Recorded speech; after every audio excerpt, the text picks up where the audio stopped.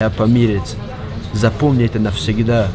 Говоришь, таджика в зеркале увидишь, а я помирец с большими буквами. Что это означает? Может, ты стыдишься говорить, что ты из Таджикистана? Забегая вперед, сразу скажу, мы не хотим присвоить тебя к себе как тот педик.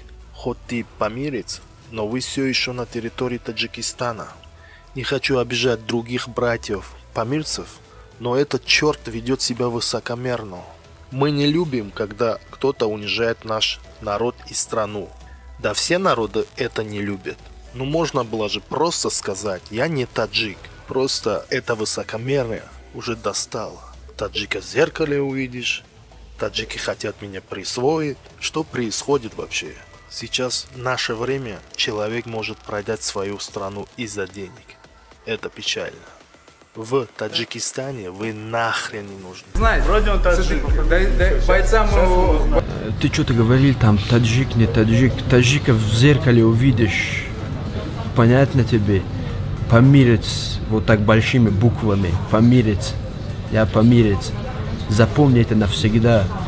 Салом алейкум мардум. این ویدیو برای مردمی پامیر دخل نداره، فقط برای همین مرغ. دینا یک ویدیو را تماشا کردم در کانال ترو جیم.